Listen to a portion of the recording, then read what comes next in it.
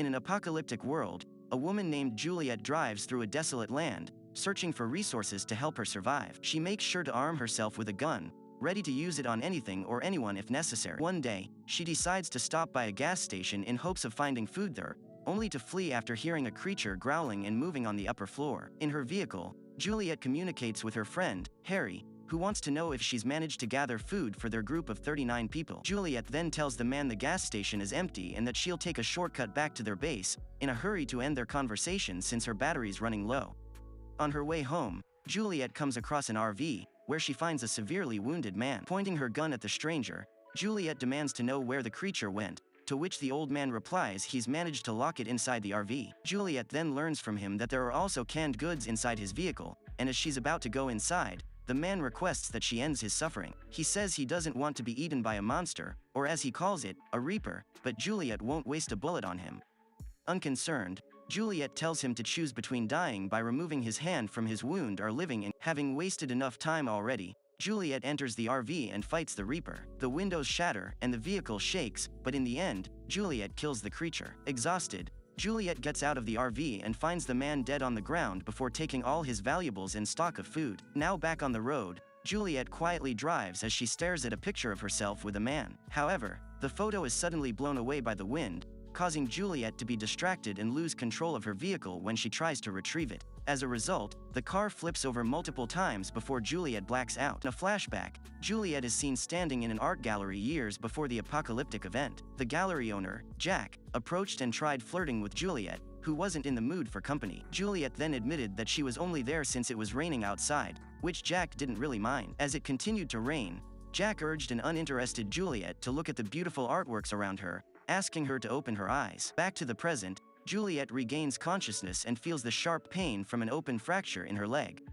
Juliet also realizes that she's lost her gun, seeing it a few feet away from her. Juliet then tries and fails to call for help using her radio, and with the Reapers more active at night, she must quickly find a way to retrieve her firearm. With a makeshift pole, Juliet reaches for her pistol and almost gets it, only to fail after the rods separate.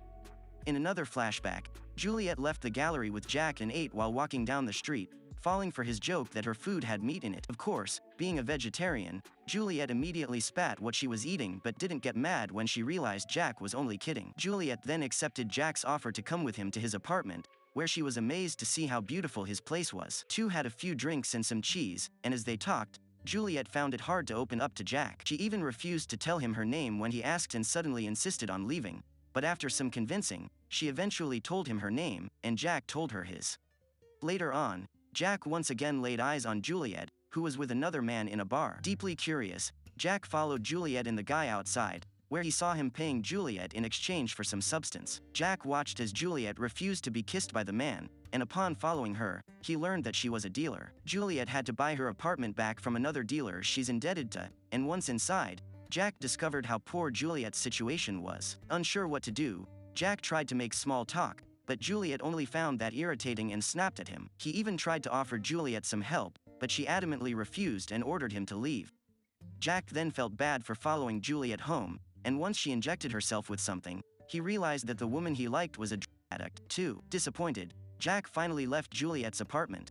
In the present, Juliet finally manages to free her leg from being stuck on the steering wheel. After making a tourniquet for herself, Juliet washes her wound with alcohol and braves the excruciating pain, pushing her protruding bone back in place. After that, Juliet binds her wound and fixes her radio to make a call to Harry, informing him she's injured. Juliet is utterly frustrated that no one is responding to her, but when she hears a Reaper coming her way, she quickly crawls out of the car to retrieve her gun. Juliet remains quiet as she watches the Reaper, ready to shoot it in case it sees her. However, the silence is shattered by Harry's call, so Juliet is forced to throw away her radio outside to distract the creature. Juliet is almost sure that the Reaper will find her, but the monster suddenly hears another Reaper from a distance and walks away, leaving Juliet relieved. Now alone, Juliet replaces her bullets with new ones.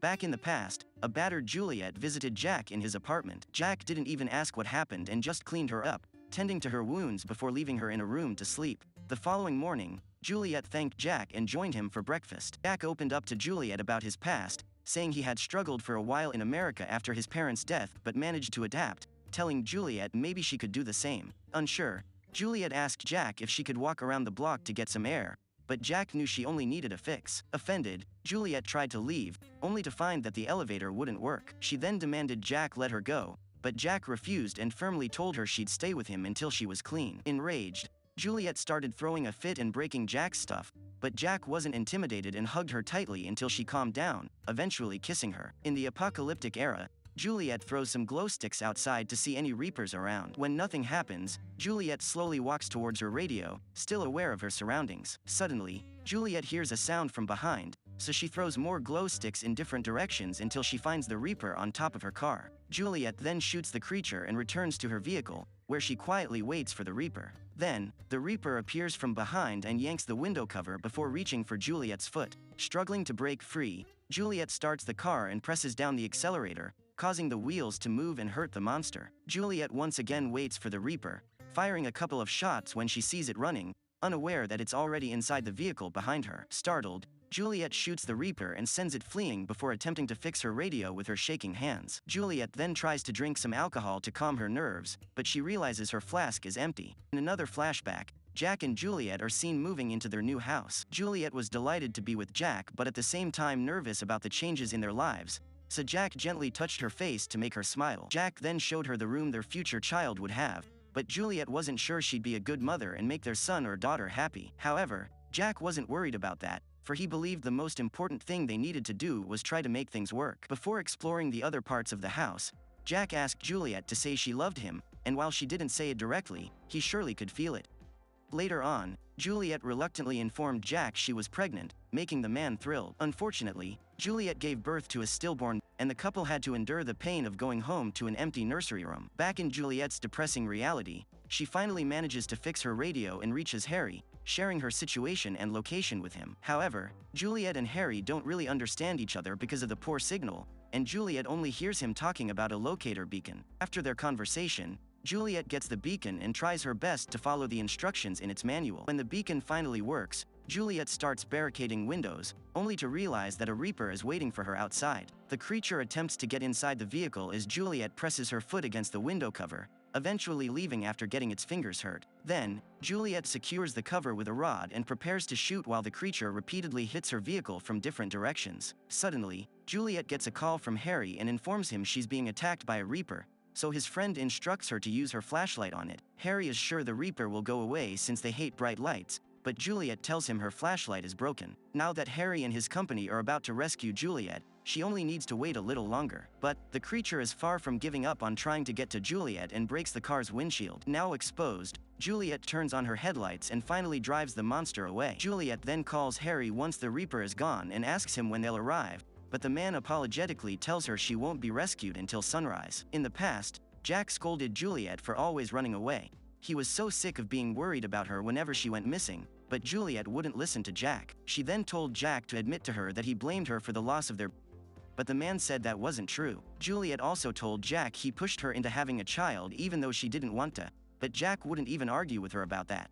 Fed up, Jack got out of the car and intended on taking the subway, finally admitting to Juliet that her being a junkie before was the reason why their died. Jack also ended their relationship before walking away, and as Juliet cried, she yelled at him that she didn't need him. Hours later, after having a few drinks in a bar, Juliet learned from the news that there had been an attack at the subway station, killing more than 30 people. She then answered the call that she'd been ignoring, horrified upon finding out that Jack was among those who got hurt and quickly left. Back to the present, Juliet hears a vehicle pass by and honks the horn in hopes of getting its attention. A bike then stops, and the man who approaches her promises he'll help her. Unfortunately, the man is a cannibal who is determined to kill Juliet, and as he attempts to stab her, the Reaper shows up and attacks the cannibal. Then, the Reaper mercilessly crushes the cannibal's skull, sending his friends leaving in a hurry. After watching the Reaper feast on the cannibal, Juliet checks the number of bullets she has left, slowly placing the gun under her chin. As Juliet contemplates herself, she suddenly remembers how Jack looked at the hospital on the night of the subway attack. His larynx and trachea were burned because of the gas used in the attack,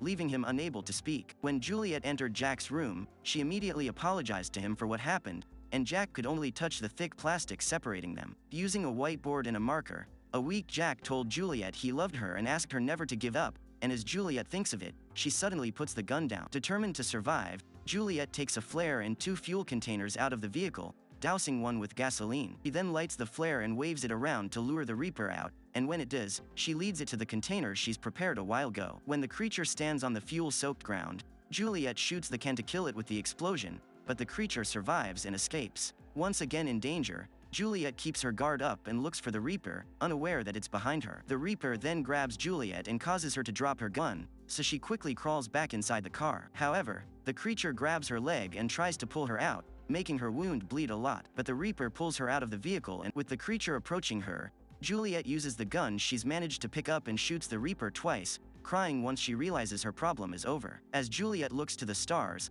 the bitter memory of Jack's passing away suddenly fills her mind. When the sun finally rises, the creature suddenly moves and crawls towards Juliet, but she fails to shoot it since she has no bullets left. Juliet hurriedly reloads her gun, scared that she might die any minute. Now that the Reaper is on top of her, Juliet can only stay still as it gently touches her face, making her realize it's Jack. Juliet then remembers the day she met Jack, where the man told her he believed in fate and that the universe had a way of bringing people together. Being a skeptical person, Juliet asked Jack what he'd do if she left him at that moment, so as a grand romantic gesture, Jack closed the gallery and decided to walk home with her. Going back to the present, Juliet cries as she finally tells Jack she loves him. Juliet then embraces Jack while leaning her head against his, and now that she's finally found her way back to him, she decides that together, they should go to the afterlife. Subscribe to watch more videos like this, turn on notifications, and leave a like to help the channel out. Thank you for watching. You should check these recaps.